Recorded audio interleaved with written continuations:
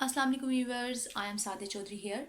और आज हम एक्सरसाइज 3.4 सीखेंगे। Chapter number 3 variations 10th mathematics science से रिलेटेड एक्सरसाइज है ये। लेकिन एक्सरसाइज को स्टार्ट करने से पहले हम एक थ्योरम देखते हैं, जिस थ्योरम का नाम है theorem of componendo and dividendo. Theorem componendo and dividendo की जो स्टेटमेंट है वो ये है कि अगर हमारे पास ये रिलेशन एग्जिस्ट करता है, यानी A ratio B is equal to C ratio D, then ये रिजल्ट भी क्या करेगा, एग्जिस्ट करेगा, और ये वाला रिजल्ट भी क्या करेगा, एग्जिस्ट करेगा। अब ये रिजल्ट क्या है, ये है A plus B, A minus ratio A minus B is equal to C plus D and C ratio C minus D. इसको लिखा कैसे है, अगर मैं इसको लिखूं A over B is equal to C by D, तो ये रिलेशन बनता कैसे है, यानी ऊपर वाली टर्म में आपने नीचे वाली टर्म ऐड करनी है एंड ऊपर वाली टर्म में आपने नीचे वाली टर्म क्या करनी है, सब्ट्रैक्ट करनी है। इसी तरह से यहाँ पे भी ऊपर वाली टर्म में नीचे वाली टर्म ऐड करनी है और ऊपर वाली टर्म में नीचे वाली टर्म क्या करनी है, सब्ट्रैक्ट करनी है।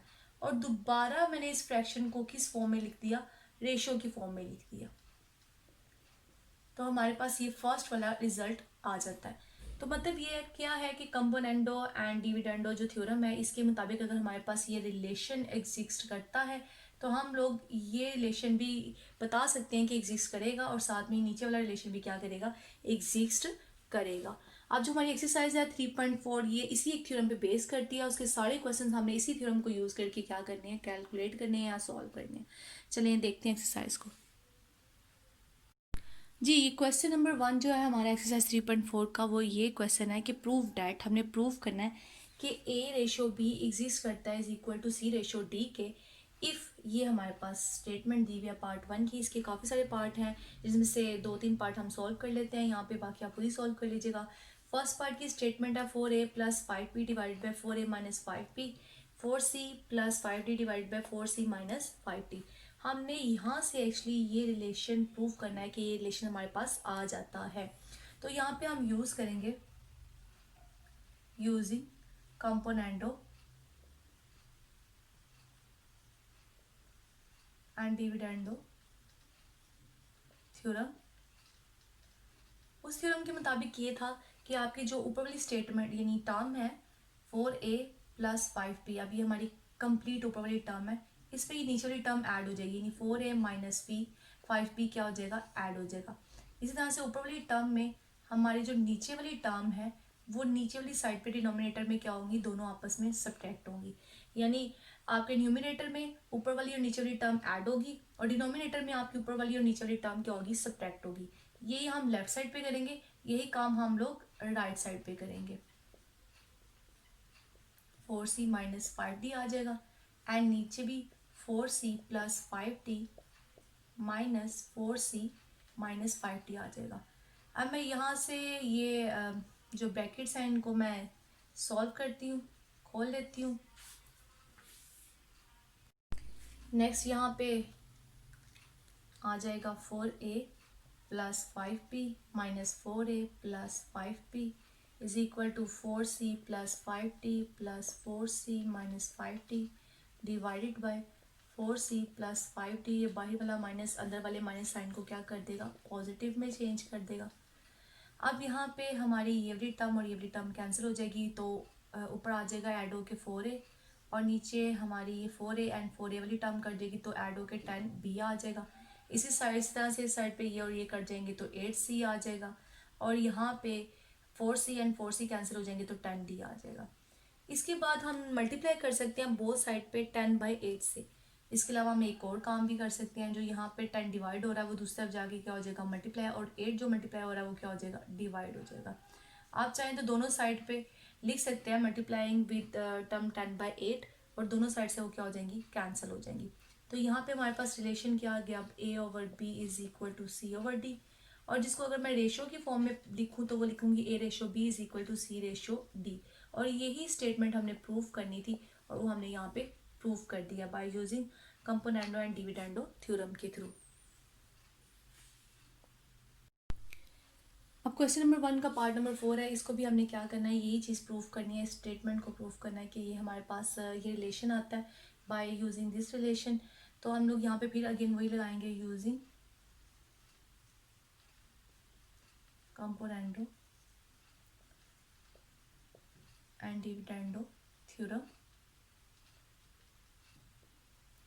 तो ऊपर वाली हमारी जो कंप्लीट टर्म है वो है A square C plus B square D.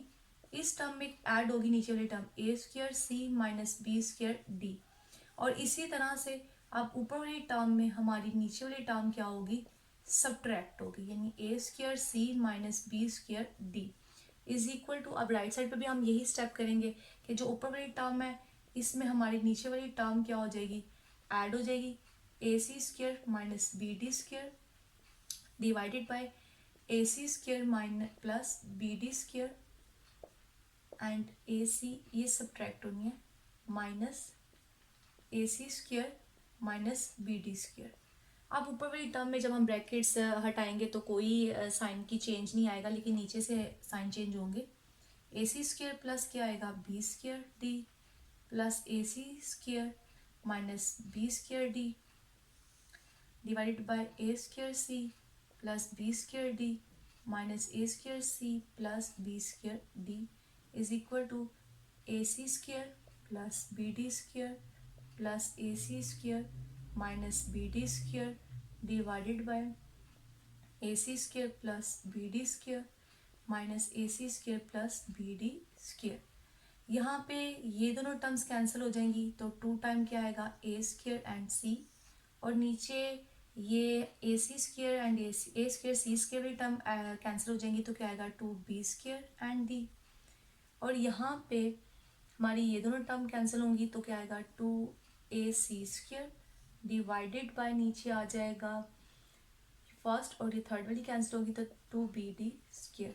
अभी 2 आपस में कैंसिल हो जाएंगे तो आ जाएगा a square C divided by b square D is equal to a c square divided by b d square. अब नेक्स्ट हम लोग क्या करेंगे, यहाँ से मैं टर्म सेपरेट कर लेती हूँ, या यहाँ पे मैं मल्टीप्लाई भी कर सकती हूँ, डिवाइड भी कर सकती हूँ फैक्टर से। लेकिन अगर मैं यहाँ पे सेपरेट करती हूँ a ओवर b तो मेरे पास बचेगा ac divided by bd, ac divided by bd। यहाँ पे भी मैं सेपरेट क्या कर लेती हूँ, c एंड d को सेपरेट कर लेती हूँ। अब बाई कैंसिलेशन लॉ के जरिए से भी हम इसको कैंसिल कर सकते हैं, लेकिन हम लोग क्या करते हैं, इसको मैं उधर जाके मल्टीप्लाई कर देती हूँ बी डी और ए सी डिवाइड कर देती हूँ, और यहाँ पे ए सी ओवर बी डी है इंटू सी ओवर डी है, ये दोनों आपस में कैंसिल हो जाएंगे। ए ओवर बी क्या आ जाएगा, सी ओवर डी, और यहाँ से A ratio B is equal to C ratio D आ जाएगा। अदरवाइज हम यहाँ वाले स्टेप पे दोनों साइड पे मल्टीप्लाई कर सकते हैं बी डी ओवर ए सी से। जब बी डी ओवर ए सी से मल्टीप्लाई करेंगे तो ये टर्म भी खत्म हो जाएगी और इस साइड से ये टर्म भी खत्म हो जाएगी, और हमें यही वाला रिजल्ट मिल जाएगा। और हमने ये चीज़ प्रूव करनी थी कि ए रेशो बी किसके इक्वल होती है, सी रेशो डी के इक्वल होती है। अब क्वेश्चन नंबर 1 का पार्ट नंबर 7 लिखा है, इसमें भी हमने यही चीज़ प्रूव करनी है, और इस पार्ट में हम अगेन वही थ्योरम लगाएंगे by using कंपोनेंटो and dividendo theorem. तो स्टार्ट करते हैं।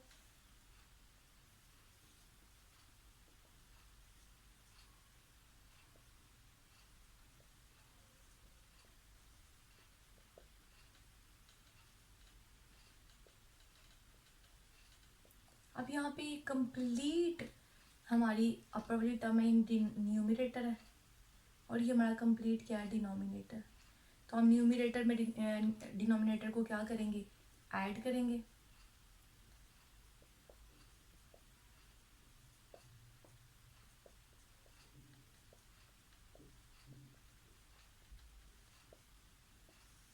और इसी तरह से हम लोग न्यूमरेटर में डिनोमिनेटर को एक दफ़ा सब्ट्रैक्ट कर देंगे।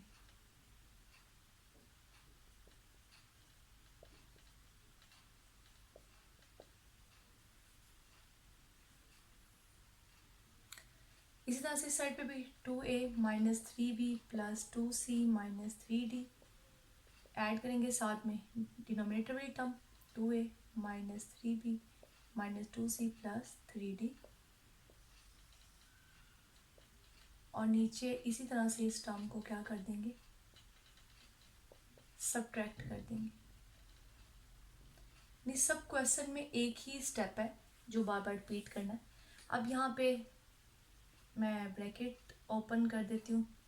ऊपर वाली साइड पे तो कोई चेंज नहीं आएगा बिकॉज के बाहर क्या है, पॉजिटिव साइन है, लेकिन जो नीचे वाला फैक्टर है हमारा, इसके बाहर माइनस साइन, अंदर वाले सारे साइन क्या कर देगा, चेंज कर देगा। इस तरह से इधर भी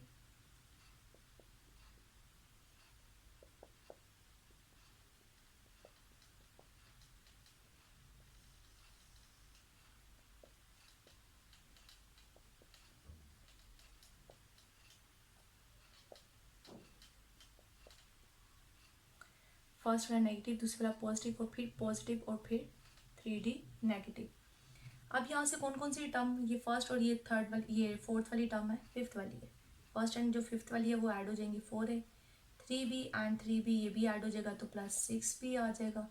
and next 2C and 3D cancel हो गए, और नीचे इसी तरह से हमारे पास 2A कैंसिल हो जाएगा एंड 3B कैंसिल हो गया, तो 4, यहाँ से 4C एंड नेक्स्ट हमारे पास क्या आ गया, 6D आ गया। और यहाँ पे देख लेते हैं अब क्या क्या टर्म्स जो हैं वो ऐड होंगी। 2 एंड 2A क्या आ जाएगा, 4A and next 3B and 3B minus 6B, और 2C ये कैंसिल हो जाएगा, 3D भी कैंसिल हो जाएगा। नेक्स्ट नीचे 2A कैंसिल हो गया, 3B कैंसिल हो गया, तो नेक्स्ट आ जाएगा 4C and 3 and 3 minus 6D।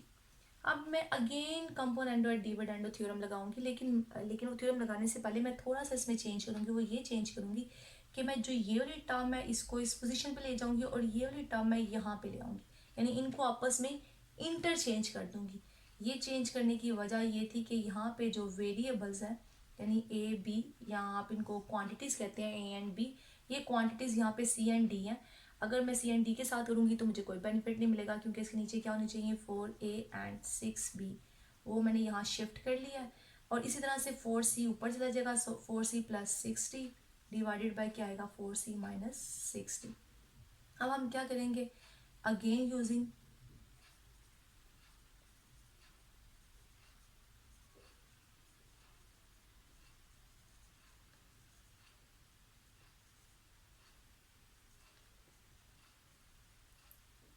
हम again componendo and dividendo theorem apply करेंगे। जब हम अगेन अप्लाई करेंगे तो यहाँ पे क्या आएगा, 4A plus 6B plus 4A minus 6B, इस तरह से 4A plus 6B minus 4A minus 6B, और राइट साइड पे भी इसी तरह से क्या आएगा, 4C plus 6D plus 4C minus 6D divided by 4C plus 6D minus 4C minus 6D। अब यहाँ पे फिर साइन चेंज होंगे, 4A plus 6B plus 4A minus 6B। ऊपर वाले न्यूमिनेटर में तो चेंज नहीं होंगे, लेकिन डिनोमिनेटर में चेंज होंगे, 4A plus 6B minus 4A plus 6B। अब नेक्स्ट साइड पे क्या आएगा, 4C plus 6D plus 4C minus 6D divided by 4C plus 6D minus 4C plus 6D। अब यहाँ ये दोनों टर्म कैंसिल हो जाएंगी तो 8A आ जाएगा, और यहाँ पे ये और ये कैंसिल हो जाएंगी तो 12B आ जाएगा, और इसी तरह से यहाँ ये और ये कैंसिल तो 8C आ गया, और ये कैंसिल तो 12D आ गया। अब जो लेफ्ट साइड पे 12 एंड 8 है, ये यहाँ पे 8/12 है, दूसरी तरफ जाके ये क्या बन जाएंगे, 12/8, यहाँ 8/12 है, दूसरी तरफ जाके क्या बन जाएंगे, 12/8, 8/12 CD, ये आपस में कैंसिल हो जाएंगे, तो A/B इज इक्वल टू क्या आएगा, C/D, और इसको मैं लिख सकती हूँ ratio B is equal to C/D। तो हमने प्रूफ कर लिया कि ये इस चीज़ के इक्वल है, यानी A/B is equal to C, यानी इस रिलेशन को यूज़ करके हमने ये वाला रिलेशन प्रूफ कर दिया है। तो by using the component and dividendo theorem, जितने भी पार्ट है 3.4 एक्सरसाइज के क्वेश्चन नंबर 1 के, वो सेम इसी प्रोसीजर से होने हैं। वो 8 पार्ट्स है, जिसमें से 3 पार्ट तो मैंने सॉल्व कर लिए हैं। इस तरह से बाकी पार्ट भी क्या हो जाएंगे, सॉल्व हो जाएंगे इसी थ्योरम के through. Question number 2 are using theorem componendo and dividendo. Find the value of x plus 2y divided by x minus 2y plus x plus 2z divided by x minus 2z. हमने इस complete जो factor है या term है या expression है इन सब की इसकी क्या करनी है, वैल्यू निकालनी है इसको यूज़ करते हुए. जबकि हमारे पास x क्या है, if x is equal to 4yz divided by y plus z, यानी इसको यूज़ करते हुए हमने इसकी वैल्यू क्या करनी है, कैलकुलेट करनी है. तो स्टार्ट करते हैं. हमारे पास है क्या, x है हमारे पास 4y and z divide by y plus z. सबसे पहले तो मैं यहाँ पे इस फैक्टर को देखूंगी कि मुझे चाहिए क्या है. इतने पार्ट को, जितना पार्ट मैंने सेलेक्ट किया है, मुझे x चाहिए और x के साथ 2y चाहिए. इट्स मीन कि मैं जो ये 4 फैक्टर है इसको लिख सकती हूँ 2 इंटू 2 वाई जी y प्लस जी. अब इसमें से मैं 2 जो यहाँ पे मल्टीप्लाई हो रहा है ऊपर यानी न्यूमरेटर में, वो यहाँ आके नीचे डिवाइड हो जाएगा और उसके साथ y भी सेलेक्ट कर लेती हूँ. यानी 2 भी इधर डिवाइड कर दिया और y भी यहाँ पे क्या कर दिया, डिवाइड कर दिया. और ऊपर क्या रह गया, 2z रह गया, y प्लस z. तो मैंने इस चीज़ से थोड़ा सा इस तरह का रिलेशन बना लिया है इसको देखते हुए. अब इसके बाद मैं यूज़ करूँगी bye using componendo and dividendo theorem. तो थ्योरम क्या था, ऊपर वाली टर्म प्लस नीचे वाली टर्म, फिर इसी तरह से ऊपर वाली टर्म माइनस नीचे वाली टर्म इज इक्वल टू ऊपर वाली टर्म प्लस नीचे वाली टर्म एंड ऊपर वाली टर्म माइनस नीचे वाली टर्म. अब यहाँ पे x प्लस 2y तो as it is divided by x minus 2y भी एज इट इज़. यहाँ पे 2z एंड ये z मिलके कितने हो जाएंगे, 3z प्लस y और नीचे 2z minus y minus z हो जाएगा. अब मैं मज़ीद इसको सिंप्लीफाई कर लेती हूँ. तो 2z में से एक z चला गया तो z माइनस y आ गया, x plus 2y and x minus 2y. और यहाँ पे मैं इस वाली को इक्वेशन 1 का नाम देती हूँ और इसको इक्वेशन 2 का नाम दे देती हूँ. अब मैंने इतना पोर्शन तो कैलकुलेट कर ली. अब मैंने जो नेक्स्ट वाला पोर्शन है ये वाला कैलकुलेट करना है, ये वाला. इसको कैलकुलेट करने के लिए मैं क्या करूँगी, फिर अगेन यूज़ करूँगी यूजिंग इक्वेशन 1, यानी ये जो मेरी इक्वेशन है इसको यूज़ करूँगी. और यहाँ से इसको देखते हुए मुझे 2z चाहिए x के साथ, तो मैं यहाँ से 2 और z को यहाँ नीचे डिवाइड कर दूँगी. तो हमारे पास राइट साइड पे क्या रह जाएगा, 2y. मैं इन 4 मेंबर में से 2 मेंबर शिफ्ट कर दिए 2 एंड z को नीचे डिनोमिनेटर में और बाकी 2y ऊपर ही रह गए और y प्लस z भी एज इट इज़. अब यहाँ पे फिर अगेन क्या लगाऊंगी, bye using componendo and dividendo theorem.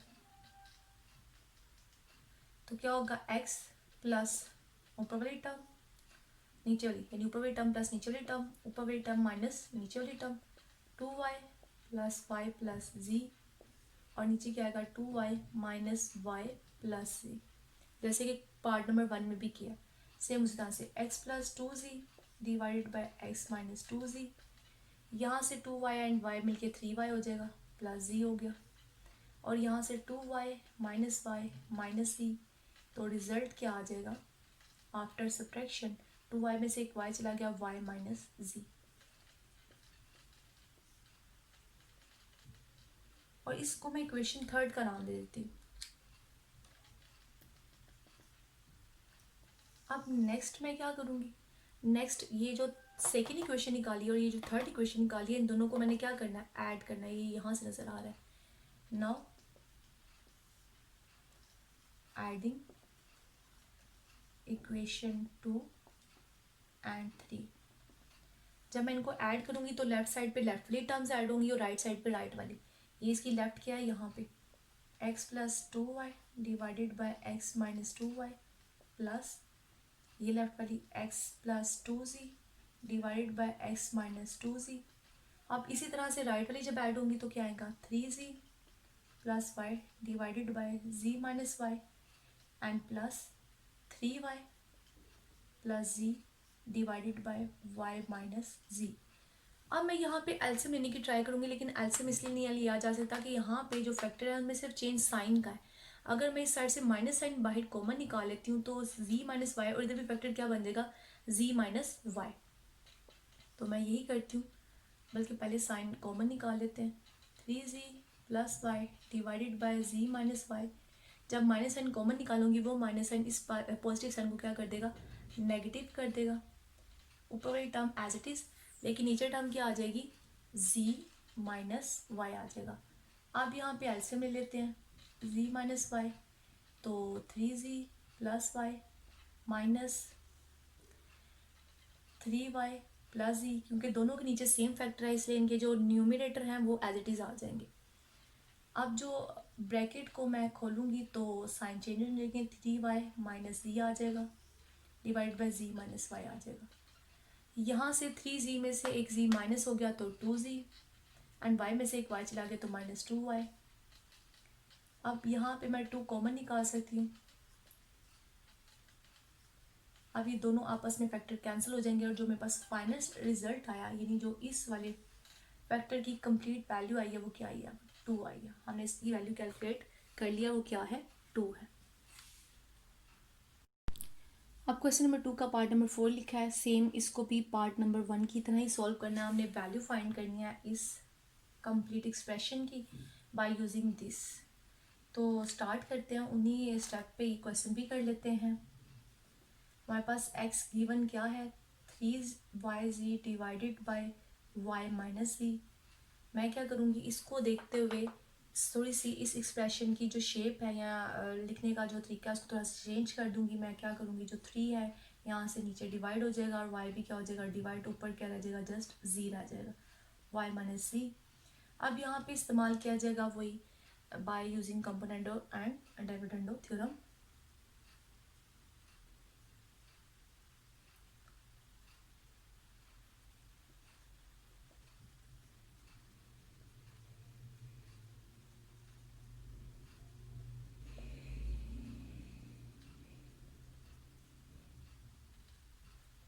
तो ऊपर वाली टर्म प्लस नीचे वाली टर्म, ऊपर वाली टर्म माइनस नीचे वाली टर्म, ऊपर वाली टर्म प्लस नीचे वाली टर्म, एंड नेक्स्ट ऊपर वाली टर्म माइनस नीचे वाली टर्म।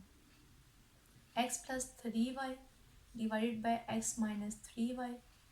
यहाँ पे z और z कैंसिल हो जाएंगे, y ओवर आ जाएगा z minus y plus z, और ये रिजल्ट मिलेगा ऐड होने के बाद 2z माइनस वाई और plus 3y divided by x minus 3y। अब मैं यहाँ देखती हूँ क्या मैंने ये फर्स्ट पार्ट कैलकुलेट कर लिया है। जब मैंने देखा तो मेरी यहाँ पे नेगेटिव वैल्यू ऊपर है, पॉजिटिव वाली वैल्यू नीचे है, तो मैं इस वाले एक्सप्रेशन का क्या ले लूँगी, रेसिप्रोकल ले लूँगी, यानी x माइनस 3y ऊपर आ जाएगा और x प्लस 3y यहाँ पे नीचे आ जाएगा। इस तरह से 2z इधर से ऊपर आ जाएगा और y यहाँ से क्या आ जाएगा, नीचे आ जाएगा। मैंने इसका रेसिप्रोकल ले लिया है। अब मैं इनको नेम दे देती हूँ। मैं यहाँ पे इस इक्वेशन को 1 नेम देती हूँ, इस वाली को 2 नेम देती हूँ। अब नेक्स्ट स्टेप में मैंने क्या करना है, इस रिमेनिंग पार्ट की वैल्यू निकालनी, जिसके लिए मैं क्या करूँगी, यूजिंग इक्वेशन 1, इसी इक्वेशन 1 को यूज़ करूँगी।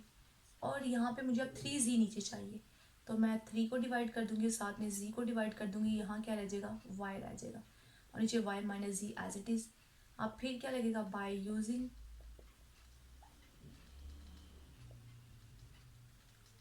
Componendo and dividendo theorem. जब हम थ्योरम को लगाएंगे तो क्या आएगा, फर्स्ट टर्म यानी मतलब ऊपर वाली टर्म प्लस जो नीचे वाली सेकेंड टर्म है वो ऐड हो जाएगी, फर्स्ट टर्म यानी ऊपर वाली टर्म माइनस नीचे वाली term, y plus Y minus c divided by क्या आ जाएगा, y माइनस वाई माइनस सी।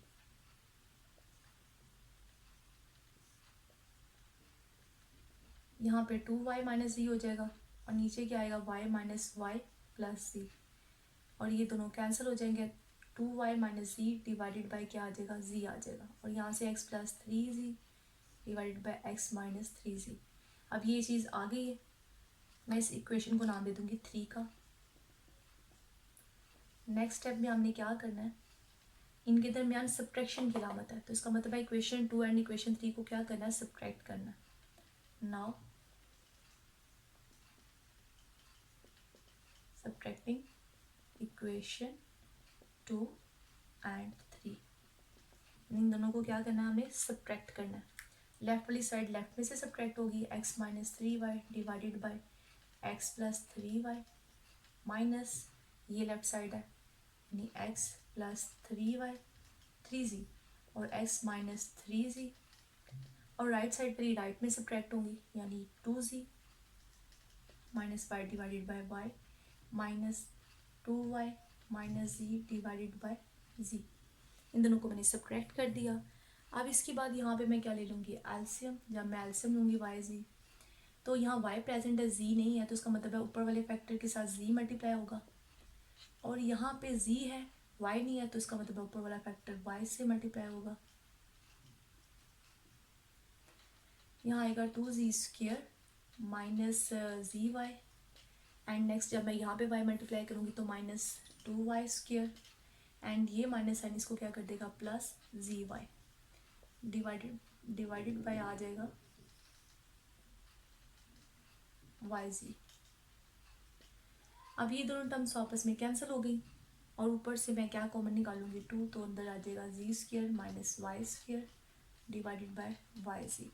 तो ये मैंने वैल्यू क्या कर लिया, कैलकुलेट कर लिया, और किसकी वैल्यू निकाली है, x minus 3y divided by x plus 3y minus x plus 3z divided by x minus 3z की वैल्यू मैंने कैलकुलेट कर ली। अब इसी तरह से जो इसके बाकी पार्ट हैं वो आप सॉल्व कर लीजिएगा, और कुछ इसके जो रिमेनिंग पार्ट्स हैं वो इंशाल्लाह नेक्स्ट वाले लेक्चर में करेंगे, नेक्स्ट वाली एक्सरसाइज 3.5 के साथ। और मेरे चैनल को सब्सक्राइब और लाइक ज़रूर करें। अल्लाह हाफिज़।